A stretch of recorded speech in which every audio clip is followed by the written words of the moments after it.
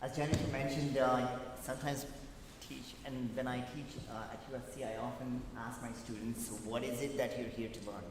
Oftentimes, I come up with 10 different answers. If I were to ask you all what is a home, I'm sure I'll get 100 different answers here today. What is a home, and what does that mean to you? For me, I wanted to share with you my experience. Just in the last year, there was a major campaign, statewide campaign, with the State Building Trades, Housing California, whose board I sit on, and California Housing Consortium, to pass Prop 1 and 2 major initiatives, and several policy measures.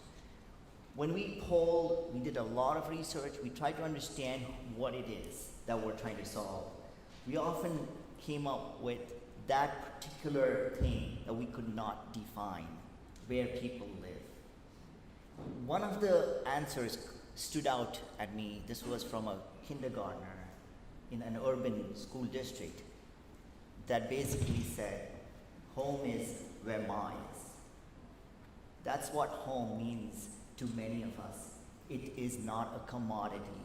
It is not something we buy and sell necessarily, but it is something that we feel is part of our community. We live it, we work it. So with that in mind, I wanted to go a little bit into a case study as part of your curriculum and then jump back to policy issues. What is it that a home means to you, and how is it that we can all be a part of that home, be a part of that family? So, one case study, this is National City Park Apartments.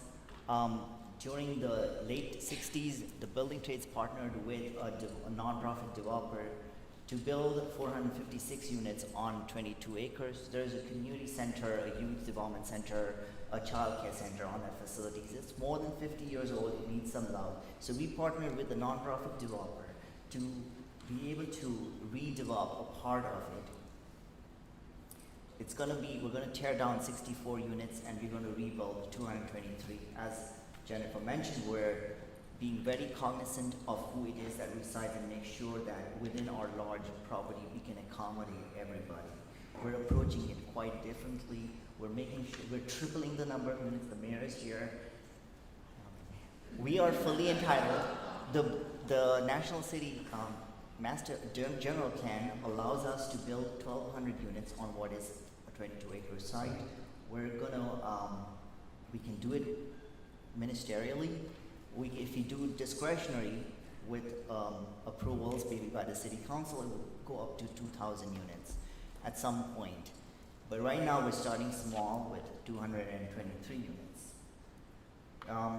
The transaction background is that we are a nonprofit labor organization, and we're partnering with a nonprofit mission-driven organization that works in the community and has the experience of doing a tax credit project. We're going to build it with union labor, and we're going to pay prevailing wages. We also operated union. Our proposed redevelopment is roughly on a 3.5 acres area around what is called Olivewood Clubhouse. Some of you may have visited it. It's over a 100-year-old building that played a major role during the women's suffrage movement. And so we rehabilitated it, and we're opening it up to the community to serve as community space. The conceptual design around this is just architects' renderings of what it could potentially look like.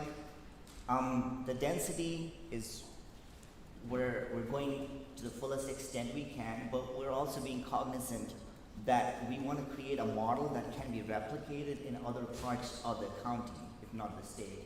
That it is a mix of 5 and 9 stories high structure, the 9-story being type 1 concrete. It's more iron stuff so that it can last. It's also high quality. So we can try to model it within the current framework of tax credit system. Okay, now this is where I kind of like unleash myself and talk about policy. I want to talk about policy because fundamentally the affordability problem is a problem of income inequality.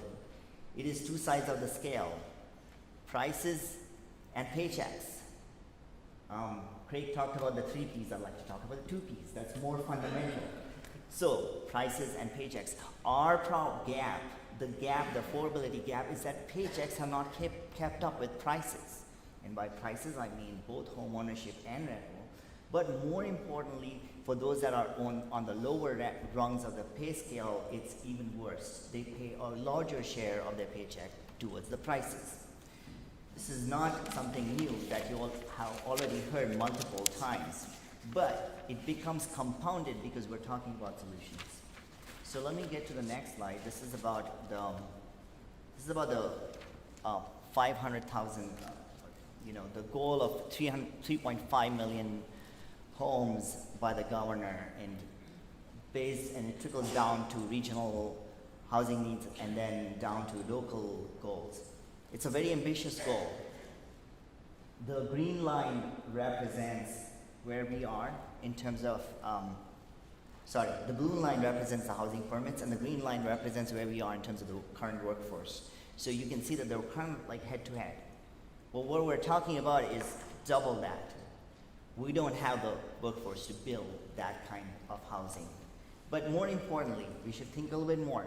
If we're going from this lower line to the red line above, how we're building that housing, who is building that housing, and where. And how we're building that housing means the role of the public sector in terms of leadership. You all must have seen the data on construction permits. It's falling. It's not keeping up even with what it was last year, both statewide and locally, which means that we cannot rely on the private sector in terms of the real estate and development and finance industry alone. We have to supplement it with public sector leadership in terms of what building, how we finance it, and how we operate and manage it. The second question is, who are we building for? In some context, the housing, it's not really a housing supply issue where there is latent demand, and Craig talked about displacement and gentrification, but it's also about investors that are buying up housing stock and keeping it vacant. In that case, it is really a distribution question more so than a supply question. No matter what you supply, it can always be held up in a vacant stock. And the third is where. This is a kind of important question for San Diego. We have too much of sprawl, single-track development out in the suburbs. The era of cheap land is over. So that is one of the fundamental ingredients for why we are not able to build cheap housing, is because we run out of land without being environmentally destructive. Going back to the question about construction workforce, just that particular gap alone is 200,000 workers needed to just meet the, if you will, rhetorical targets of what we want to build, which means that we do not have the capacity. This is the tip of the iceberg. You go down construction in terms of contractors, developers, the entire industry does not have the capacity to be able to meet that need unless we invest significantly from the public sector. In terms of the workforce itself, who is it that we're targeting? Local high schoolers, particularly when they drop out of high school. This is how the construction workforce used to be. Where most young people want to go to college, and we should not discourage them. But at the same time, that means they're not putting the tools on and going to a construction site, especially if the safety conditions and the training is not there for career ladders. So it used to be middle-class jobs, but it's not anymore. 10 years ago, the green line shows you where we were in terms of the actual trades people that you see. They were usually working in the non-residential commercial sector, which means the governmental sector, generally building infrastructure. We can build dams, power plants, bridges, but we can't build housing. That is a fundamental disconnect in this economy. And a lot of it is created by decades of union busting within the building industry. So that's where we are. It's a significant difference in wage gap between residential worker and a non-residential worker, because the residential worker does not get prevailing wages. If you were working in the residential industry, today if you were recruiting to high schoolers, you would be making substandard wages. In other words, lower than all industries combined. So therefore, why would you join the residential housing industry for construction? Here's a kind of a chart on apprenticeship programs. Our apprenticeship programs graduate in terms of union programs, 92%. These are highly sought after and subscribed programs. We need to be able to fund these through things like prevailing wage laws, because contractors on their own are not going to pay enough, and have the slots for apprenticeship programs that can pay those workers so that they can go to work and get paid.